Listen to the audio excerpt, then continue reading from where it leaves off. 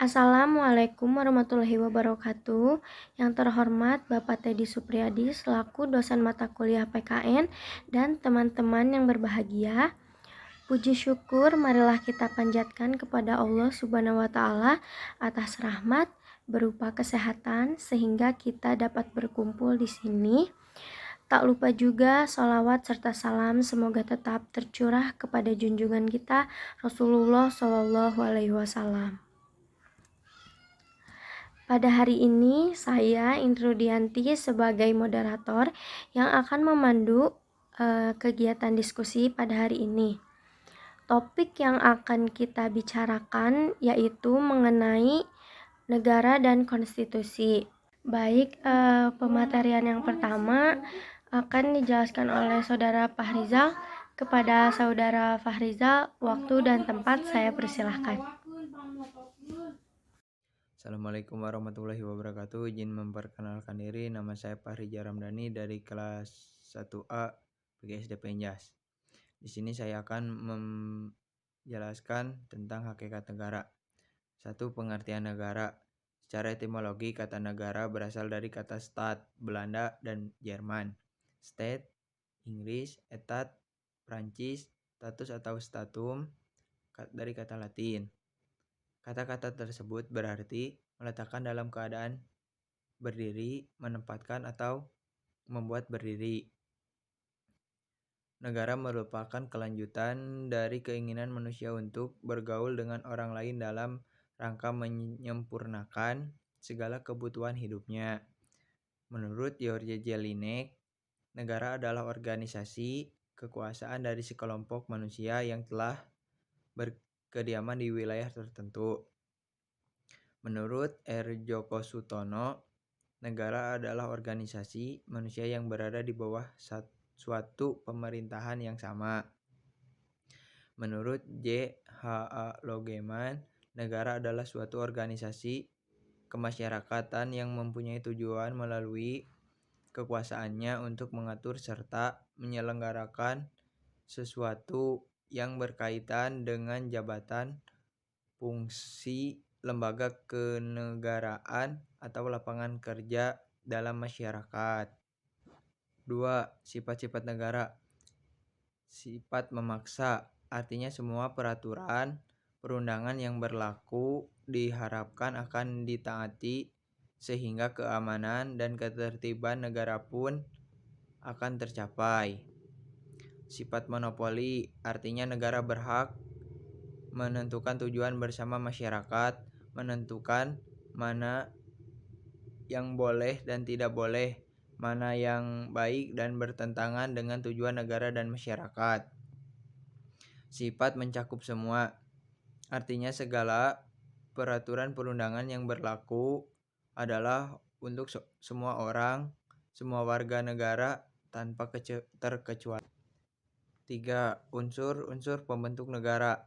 Berdasarkan Konvensi Montevideo, Uruguay, tahun 1933, suatu negara harus memiliki 4 unsur, yaitu 3 unsur konstitutif, unsur yang harus ada ketika negara berdiri, yang terdiri atas penghuni atau rakyat, penduduk, warga negara atau bangsa, wilayah, dan kekuasaan tertinggi.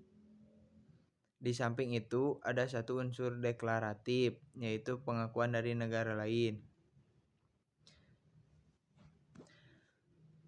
Cukup sekian penjelasan dari saya. Terima kasih. Terima kasih kepada Saudara Fahrizal yang telah menyampaikan materinya. Selanjutnya akan dipaparkan oleh Saudari Putri. Waktu dan tempat saya persilahkan. Assalamualaikum warahmatullahi wabarakatuh. Perkenalkan, nama saya Putri Intan Melani. Saya dari kelompok 5, nomor absen 36, nomor NIM 2104780. Di sini saya akan menjelaskan tentang rakyat. Apa itu rakyat? Rakyat adalah semua orang yang berada dan berdiam dalam sebuah negara, menjadi penghuni negara, yang tunduk pada kekuasaan negara itu. Dan pemerintahan.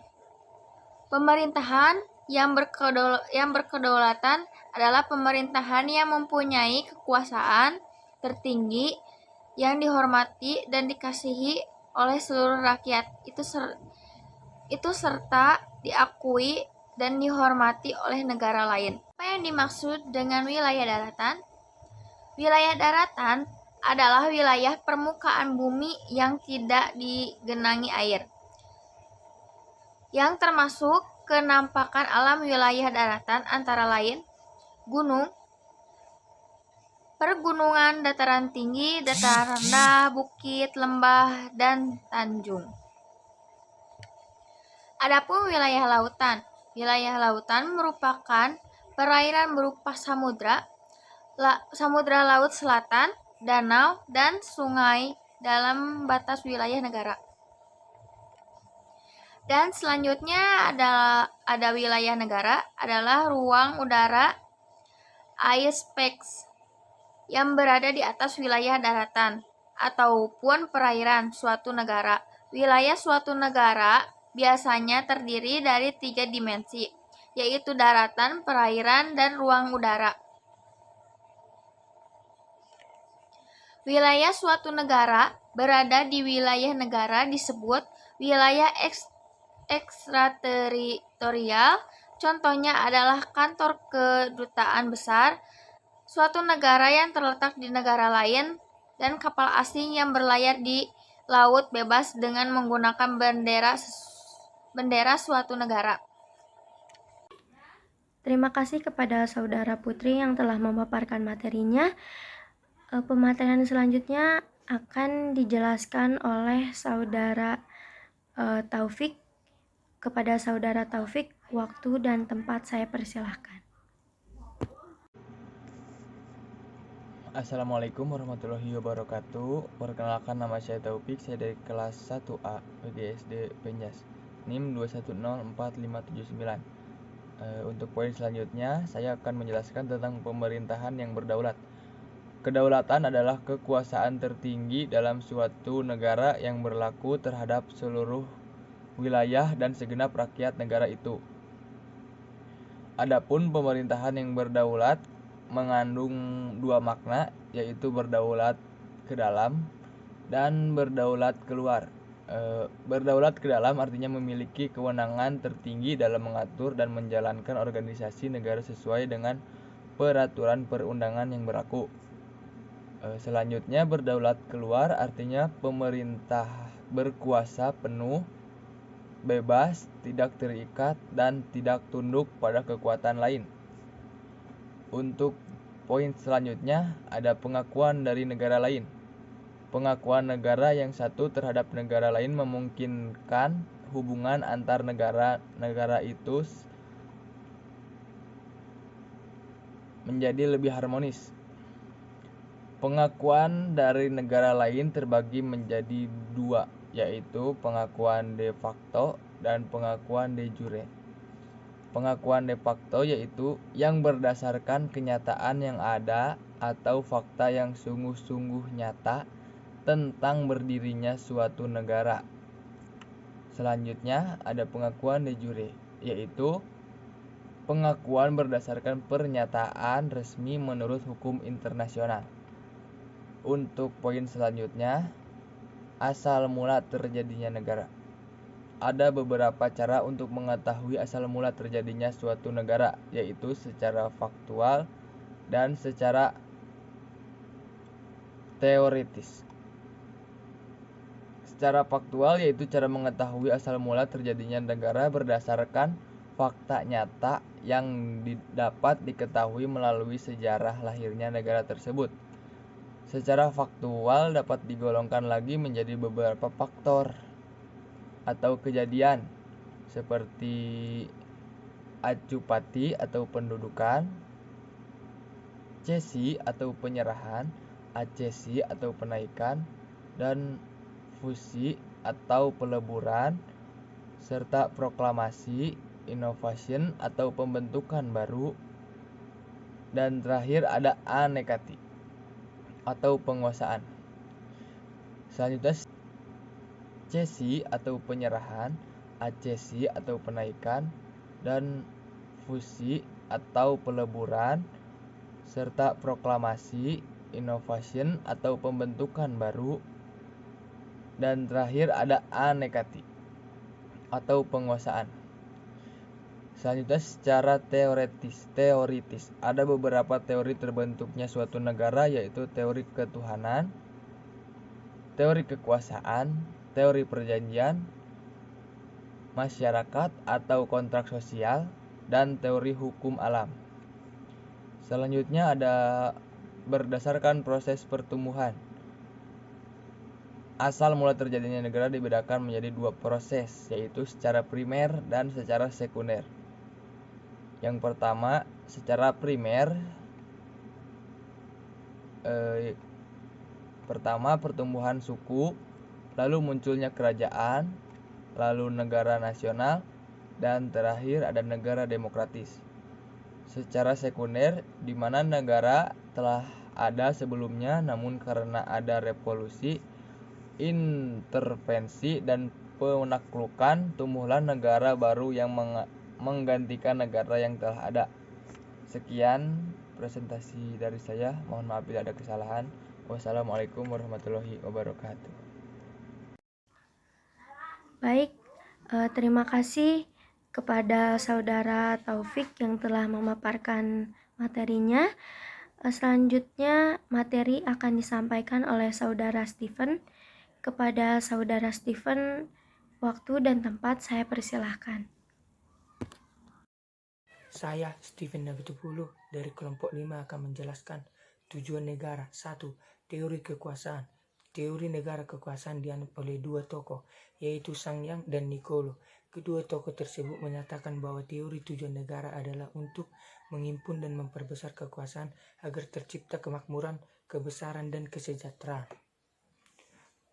2. Teori perdamaian. Pendapat yang mengemukakan bahwa tujuan negara adalah untuk mencapai perdamaian dunia, di mana keamanan dan ketentraman manusia terwujud, dikemukakan oleh Dante Alighieri, yang merupakan ahli kenegaraan yang berasal dari Italia. Teori Dante Alighieri ini kemungkinan dinamakan teori perdamaian dunia. 3. Teori jaminan atas hak dan kebebasan.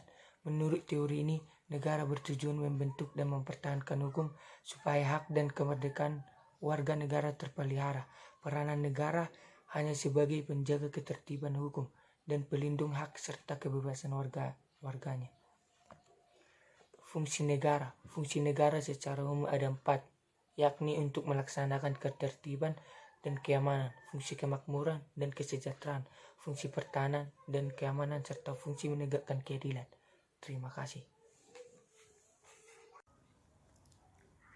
Terima kasih kepada Saudara Steven yang telah memaparkan materinya. Selanjutnya materi akan disampaikan oleh Saudara Zidan. Kepada Saudara Zidan, waktu dan tempat saya persilahkan. Perkenalkan, nama saya Muhammad Zidan Fahrijal dari kelas 1A. Di sini saya akan menjelaskan tentang pengertian konstitusi. Istilah konstitusi secara etimologis berasal dari constitution dalam bahasa Inggris, atau konstituti dalam bahasa Belanda, atau constitution dalam bahasa Jerman, atau constitutio dalam bahasa Latin, yang berarti undang-undang dasar atau hukum dasar.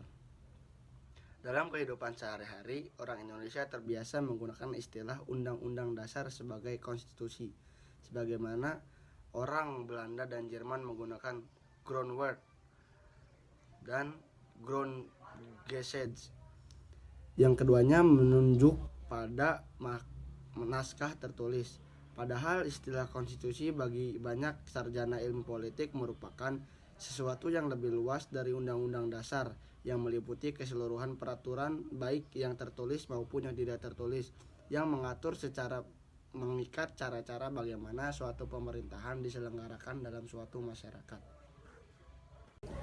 Konstitusi sendiri memiliki dua arti dalam perkembangannya, yaitu arti luas dan arti sempit. Artian dalam arti luas, konstitusi berarti keseluruhan dan ketentuan-ketentuan dasar atau hukum dasar, seperti halnya hukum dasar pada umumnya. Hukum dasar juga tidak selalu berbentuk dokumen tertulis. Sedangkan dalam pengertian sempit, konstitusi berarti piagam dasar atau undang-undang dasar, yaitu suatu dokumen lengkap mengenai peraturan dasar negara. Selanjutnya ada macam-macam konstitusi. Menurut KCWR, konstitusi dapat diklasifikasikan atas konstitusi tertulis dan tidak tertulis, konstitusi fleksibel atau luas, dan konstitusi rigid atau tegas atau kaku, konstitusi derajat tinggi dan konstitusi bukan derajat tinggi, konstitusi syarikat dan konstitusi kesatuan, konstitusi sistem pemerintahan presidensial, dan konstitusi sistem pemerintahan parlementer. Penggolongan konstitusi fleksibel dan kaku didasarkan pada cara mengubah konstitusi tersebut. Yang pertama ada konstitusi fleksibel, adalah konstitusi yang dapat diubah melalui proses yang sama dengan undang-undang. Artinya perubahan itu dilakukan melalui cara yang tidak sulit seperti pemungutan suara terbanyak atau mutlak. Yang kedua ada konstitusi rigid atau tegas, adalah konstitusi yang perubahannya dilakukan melalui cara-cara atau proses khusus.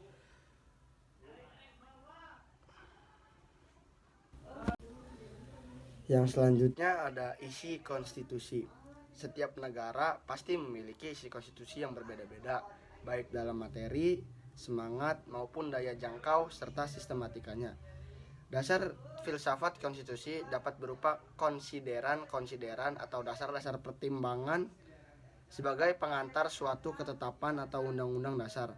Bagi pembentukan konstitusi tersebut serta menyebutkan asas dan tujuan negara.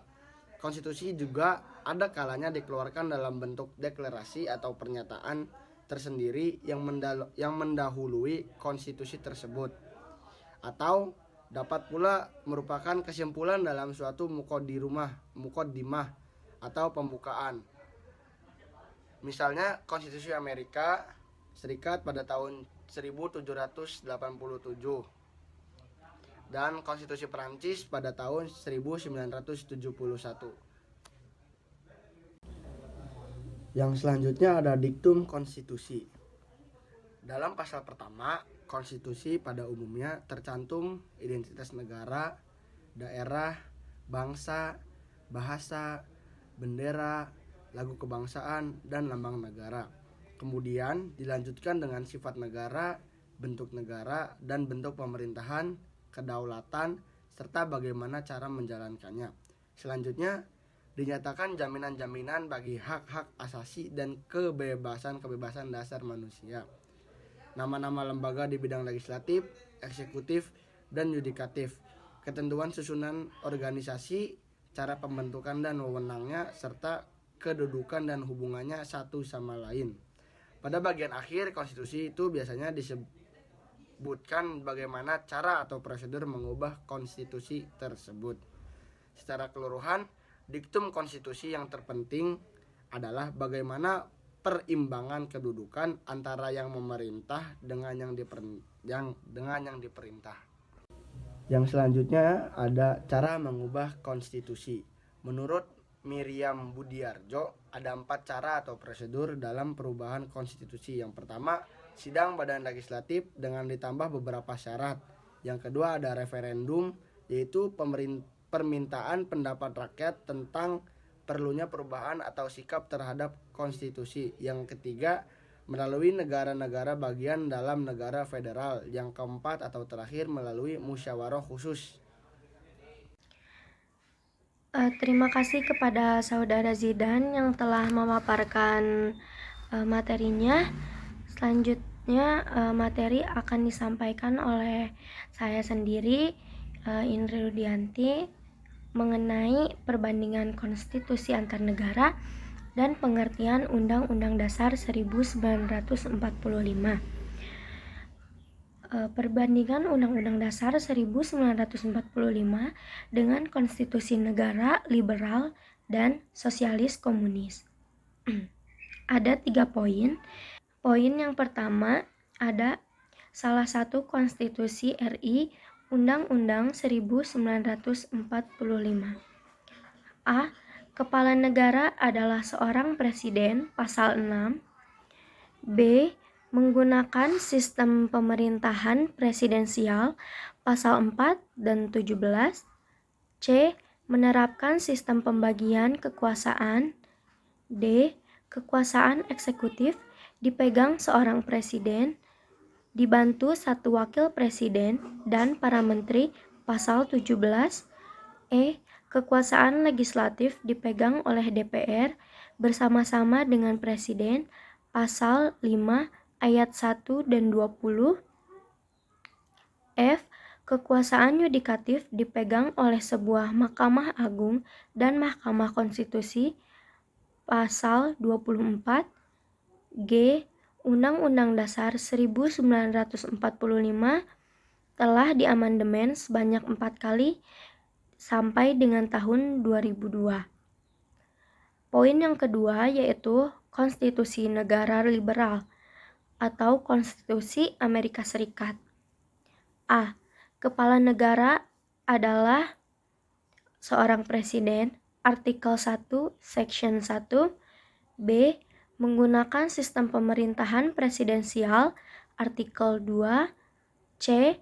Menerapkan sistem pemisahan kekuasaan. D. Kekuasaan eksekutif dipegang oleh seorang presiden untuk masa jabatan 4 tahun.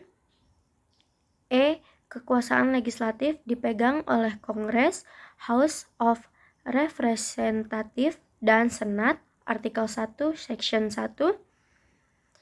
F. Kekuasaan yudikatif dipegang oleh sebuah Mahkamah Agung, artikel 3. G. Telah diamandemen 24 kali sampai dengan tahun 1964. Poin yang ketiga yaitu konstitusi negara sosial komunis atau konstitusi Stalin. Salah satu negara sosialis komunis adalah Uni Soviet yang telah bubar pada tahun 1991. Pemerintahan Uni Soviet bersandar pada konstitusi Stalin yang mempunyai ciri khas berikut ini. A.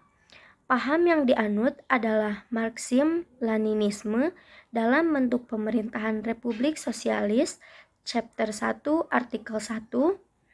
B. Lembaga negara yang menyelenggarakan pemerintahan, chapter 3, art 30.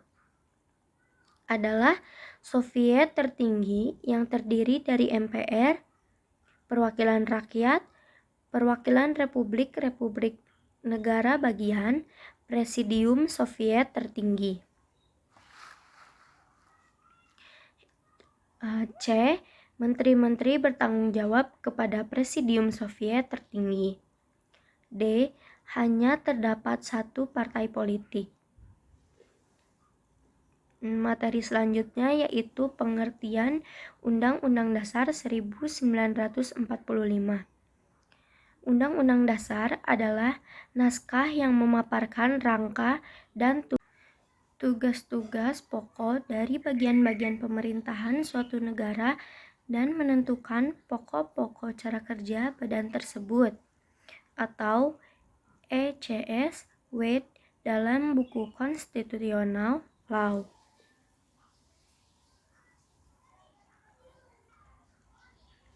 Undang-undang yang disahkan PPKI tanggal 18 Agustus 1945 merupakan sebagian dari hukum dasar, yaitu hukum dasar tertulis. Terima kasih. Materi selanjutnya akan dipaparkan oleh Saudara Putri. Waktu dan tempat saya persilahkan. Pembukaan Undang-Undang Dasar 1945 mengundang nilai-nilai yang dijunjung tinggi oleh bangsa negara yang berada di seluruh dunia. Nilai-nilai tersebut mampu menampung dinamika masyarakat sehingga akan tetap menjadi landasan perjuangan bangsa dan negara selama Indonesia masih tersebut mampu menampung dinamika masyarakat, sehingga akan tetap menjadi landasan perjuangan bangsa dan negara selama Indonesia masih setia terhadap proklamasi 17 Agustus 1945. Nah, bagaimana sih kedudukan pembukaan Undang-Undang Dasar 1945 di Indonesia? Dalam buku Spiritualisme Pancasila 2018, karya Foky Fuad Wasistamad, pembukaan Undang-Undang Dasar 1945 bagi bahasa Indonesia merupakan sumber motivasi dan aspirasi, tekad dan semangata bangsa Indonesia. Kedudukan pembukaan Undang-Undang Dasar 1945 merupakan suatu rangkaian utuh dalam proklamasi kemerdekaan. Sekian dari saya. Maaf apabila ada kesalahan. Wabillahi taufiq wal hidayah. Wassalamualaikum warahmatullahi wabarakatuh. Terima kasih kepada Saudara Putri yang telah memaparkan materinya. Selanjutnya materi akan dibacakan oleh Saudara Ian. Kepada Saudara Ian, waktu dan tempat saya persilahkan. Assalamualaikum warahmatullahi wabarakatuh. Perkenalkan, nama saya Ian Fatur Rahman. Di sini saya akan menjelaskan mengenai materi pengertian amandemen dan dasar pemikiran. Secara etimologi, amandemen berasal dari kata serapan bahasa Inggris yaitu amendment. Yang dimaksud dengan kata ini yaitu perubahan atau to modern, to alter, dan to reshape. Sedangkan maksud dari perubahan berasal dari awal kata ubah. Kata perubahan di sini mendapat awalan per dan akhiran an, sehingga perubahan dapat diartikan sebagai suatu keadaan berubah, peralihan, pergantian, atau pertukaran dalam bentuk apapun. Dan yang selanjutnya, kekuasaan tertinggi dalam struktur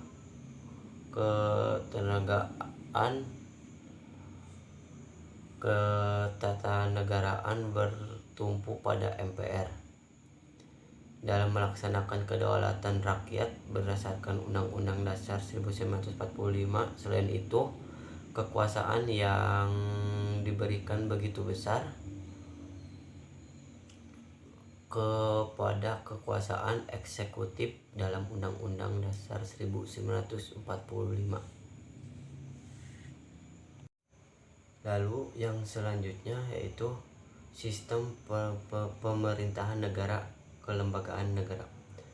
Indonesia saat ini menganut sistem pemerintahan presidensial, di mana adanya pemisahan kekuasaan yaitu eksekutif, legislatif, dan yudikatif yang berdasarkan prinsip check and balance. Ketentuan ini bertuang dalam konstitusi, namun tetap diperlukan langkah menyempurnakan, terutama pengaturan atas pembatasan kekuasaan dan wewenang yang jelas antara ketiga lembaga negara tersebut. Dalam penulisan ini, penulis ingin mengetahui dan membahas berbagai teori dan praktek berdasarkan Undang-Undang Dasar 1945 atas pelaksanaan sistem pemerintahan Indonesia,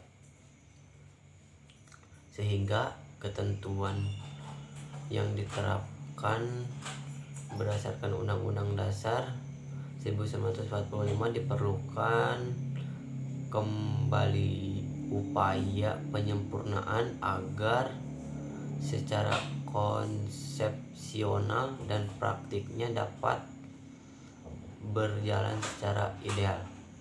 Mungkin cukup sekian. Terima kasih. Wassalamualaikum warahmatullahi wabarakatuh.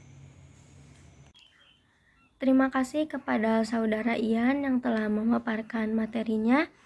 Selanjutnya materi akan dibacakan oleh saya sendiri, yaitu mengenai Majelis Permusyawaratan Rakyat atau MPR, Presiden dan Wakil Presiden, Badan Pemeriksa Keuangan atau BPK, Mahkamah Agung, Mahkamah Konstitusi, dan Komisi Yudisial atau Kekuasaan Kehakiman. Dan yang terakhir itu sosialisasi dan pelaksanaan Undang-Undang Dasar 1945. Majelis Permusyawaratan Rakyat atau MPR terdiri atas Dewan Perwakilan Rakyat atau DPR dan Dewan Perwakilan Daerah atau DPD. Yang keduanya dipilih melalui pemilihan umum. Anggota MPR berjumlah 678 yang terdiri dari anggota DPR 500 orang dan anggota DPD 128 orang yang berasal dari 32 provinsi, di mana masing-masing provinsi ada 4 wakilnya. Tugas dan wewenang MPR adalah yang pertama, mengubah dan menetapkan Undang-Undang Dasar Negara Republik Indonesia. Yang kedua, melantik presiden dan wakil presiden. Yang ketiga, memberhentikan presiden dan wakil presiden. Di samping sebagai bagian dari MPR, DPR juga memiliki tugas dan wewenang sendiri. Di antaranya yang pertama, membentuk undang-undang, yang kedua, melakukan pengawasan terhadap pemerintah, dan yang ketiga, menentukan APBN. Presiden dan Wakil Presiden. Mulai periode 2004 sampai 2009, Presiden dan Wakil Presiden dipilih secara langsung oleh rakyat, bukan oleh anggota MPR. Tugas dan wewenang Presiden dapat dikategorikan ke dalam dua hal. Yang pertama, kekuasaan dan kewenangan Presiden yang tanpa perlu persetujuan DPR yang meliputi 1. Menjalankan kekuasaan pemerintah, Pasal 4 Ayat 1. Yang kedua, mengajukan rencana undang-undang kepada DPR, Pasal 5 Ayat 1. Yang ketiga, memegang kekuasaan tertinggi atas Angkatan Darat, Angkatan Laut, Angkatan Udara, Pasal 10. Yang keempat, mengangkat dan memberhentikan menteri-menteri, Pasal 17. Yang ketiga ada Badan Pemeriksa Keuangan atau BPK. BPK bertugas memeriksa, pengelola, dan tanggung jawab keuangan negara. Hasil pemeriksaan BPK diserahkan ke DPR, DPD, dan DPRD. Anggota BPK dipilih oleh DPR dengan memperhatikan pertimbangan DPR dan kemudian diresmikan oleh Presiden. Yang keempat ada Mahkamah Agung, Mahkamah Konstitusi, dan Komisi Yudisial atau Kekuasaan Kehakiman. Kekuasaan kehakiman merupakan kekuasaan yang menyelidiki untuk menyelenggarakan peradilan guna menegakkan hukum dan keadilan. Mahkamah Agung berwenang 1. Mengadili pada tingkat kasasi. 2. Mengkaji peraturan perundang-undangan di bawah UU terhadap UU. Mahkamah Konstitusi memiliki kekuasaan dan wewenang, yaitu 1. Mengadili tingkat pertama dan terakhir yang putusannya bersifat final untuk menguji UU terhadap UU. Yang kedua, memutus sengketa kewenangan lembaga negara. Yang ketiga, memutus pembubaran partai politik. Komisi Yudisial berwenang 1. Mengusulkan pengangkatan hukum agung. Kesimpulannya, sebagai makhluk sosial, manusia memerlukan keberadaan suatu negara, baik sebagai wadah maupun organisasi yang akan menjamin kelangsungan hidup mereka. Negara memiliki sifat-sifat, yaitu memaksa, memonopoli, dan mencakup semua.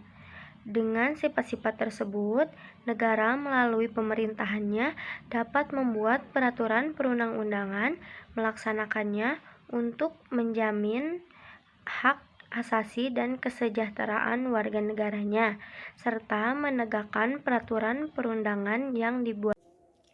Demikian akhir presentasi dari kelompok kami. Semoga bermanfaat untuk kita semua.